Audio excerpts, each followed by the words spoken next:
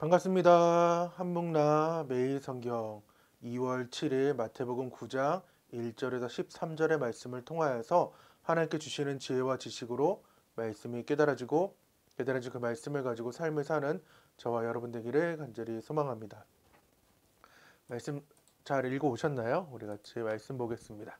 우리 15장까지는 왕의 선포와 영접, 예수님의 말씀, 기적, 강론, 비유, 의, 권위, 복이 있나니 비유에 대한 이 내용이 15장 39절까지 이어진다고 말씀을 드렸고, 마태는 약속된 왕, 그래서 메시아신 왕이 와서 구약의 약속을 성취하셨다. 그분을 경배하라라는 내용을 가지고 지금 마태는 기록했다는 것입니다.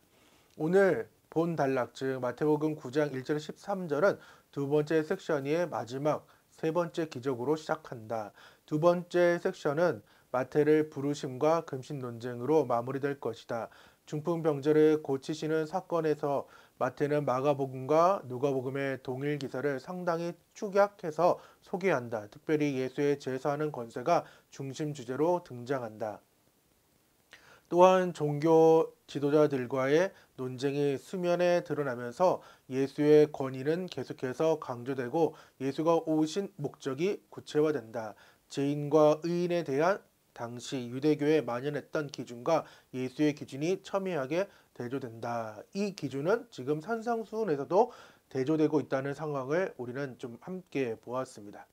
우리 8장, 9장은 예수님의 10가지 기적에 대해 나온다고 말씀을 제가 드렸어요. 그래서 8, 9장을 어떻게 볼 것인가, 기적을 어떻게 체험할 것인가에 대한 얘기를 했고, 다른 한 부분으로는 제자도에 대한 부분을 읽을 수 있어요. 그리고 만약에 제가 제자도로 묵상 포인트를 잡았으면 오늘 마태를 부르신 그 목적을 좀 보겠지만은 저는 지금 8, 9장은 예수님의 그 기적에 대한 포커스를 지금 맞추고 있다는 것입니다. 첫 번째는 나와야 된다.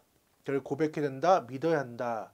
예수님과 친해야 된다는 것은 1섹션의 그 치유의 목적은 육체적 그리고 구약의 성취됨 십자가가 있었다면은 두 번째 섹션은 지금 영적인 부분을 다룬다고 했습니다. 그래서 귀신의 세력으로 인하여서 쉽게 말하면 귀신 들림으로 인하여서 예수님의 기적을 체험할 수 있고 또한 나는 몸이 이렇게 좀 상해 있고 또한 다쳐 있고 또한 중풍병자처럼 일어날 수 없는 상황이지만 그 영적인 부분인 궁극적인 그 죄사함의 상황이 없다면은 예수님의 그 기적을 볼 수 없고 더 나아가서 그들의 믿음 나와야 되는데 내가 나올 수 없으니까 그 중풍병자를 지금 내려주고 있는 마태복음에 안 나와 있어요.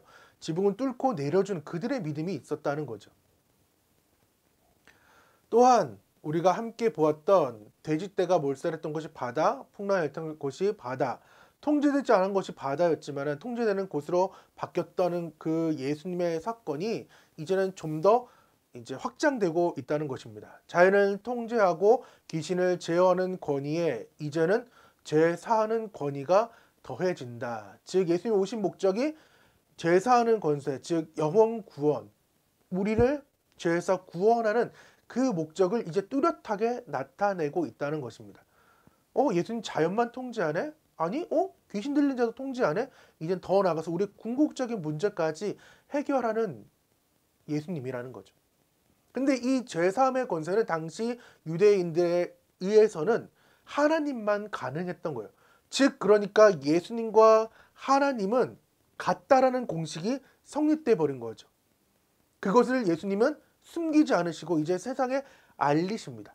하지만 일부 서기관들은 율법학자들은 이것을 신성모독으로 여겼던 거죠. 마태복음 오늘 본문 9장 4절에 8절은 예수께서 그 생각을 아시고 신성모독했던 제3의 권세 집까짓 게 뭔데 라는 그 생각을 아시고 이르시되 너희가 어찌하여 마음에 악한 생각을 하느냐 내 제3을 받으라 하는 말과 일어나 걸어라 하는 말 중에 어느 것이 쉽겠느냐 어떤 게 쉽겠어요? 저는 이거를 이렇게 좀 묵상해 봤어요.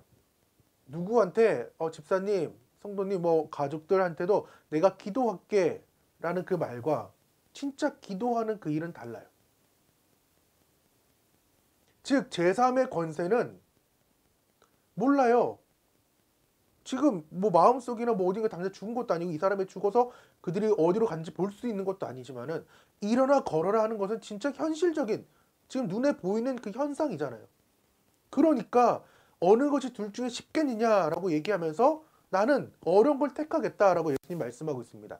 그러나 인자가 세상에서 죄 사하는 권능이 있는 줄을 너희로 알게 하려 하노라 하시고 중풍병자에게 말씀하시되 일어나 내 침상을 가지고 집으로 가라 하시니 그가 일어나 집으로 돌아가거늘 무리가 보고 두려워하며 이런 권능을 사람에게 주신 하나님께 영광을 돌리니라라고 말씀하고 있어요. 즉 제사함은 눈에 보이지 않지만은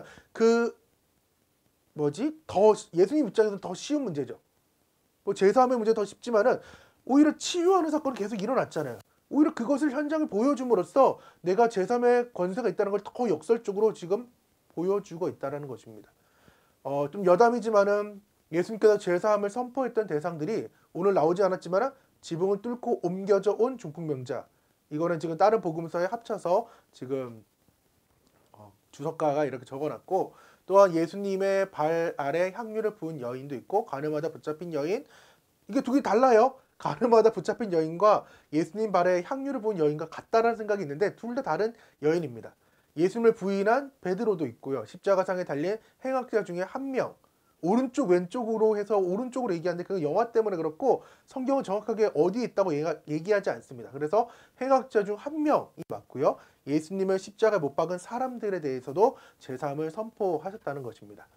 오늘 권능이라는 원어가 디나미스예요. 이 다이나마이트라는 상황인 거죠.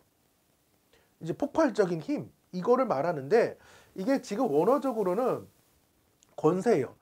이를 보고 무리는 두려워하며 이런 권세를 사람에게 주신 하나님께 영광을 돌렸더라. 이게 권세는 엑수시아예요.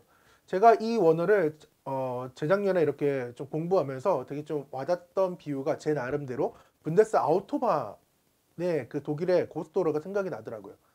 지금 한 유튜버인지 모르겠는데 하여튼간 417km를 찍고 지금 속도를 지금 이렇게 좀 찍어낸 건데 즉 권세는 열려있는 그곳에 무한 질주할 수 있는 것이고 그 권세와 그 권능이 합쳐지면 그 무한한 힘과 무한한 폭발력이 지금 하나님이 우리에게 주신다는 거죠.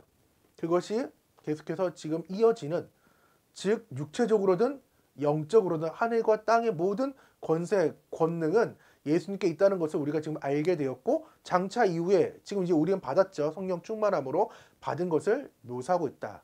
즉 받은 것을 말해주고 있는 거예요. 엑수시아든 또한 디나미스든 하나님께서는 권세와 권능을 우리에게 주셨다는 사실을 우리가 바로 알고 나아가길 간절히 소망합니다.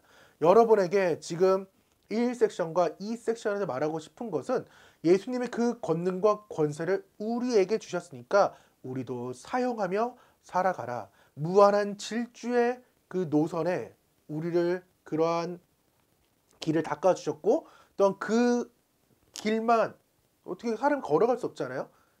달려갈 수 있는 엔진, 기술력들, 힘 이런 걸 다 줬으니까 누리라는 거죠. 오늘 말씀을 통하여서 계속해서 또한 3섹션들 이런 걸 보면서 예수님의 그 기적들을 보면서 더욱더 믿음이 충만해지길 간절히 소망합니다. 기도하겠습니다. 하나님 감사합니다. 하나님 중풍병자의 그 상황들을 보면서 제3의 그 권세가 있는 예수님을 우리가 온전히 믿고 나아갈 수 있는 귀한 한목나 가족들 될 수 있도록 도와주셔서 그래서 우리에게 권세와 권능을 준 것을 예수 이름을 사용하면서 모든 진로였던 모든 문제를 누리면서 해결받으면서 온전케 됨으로써 예수님께 나아갈 수 있도록 도와주시고 삶을 살게 도와주셔서 예수님의 이름으로 기도드립니다. 아멘. 오늘 하루 슈팅하시고 다 같이 안녕.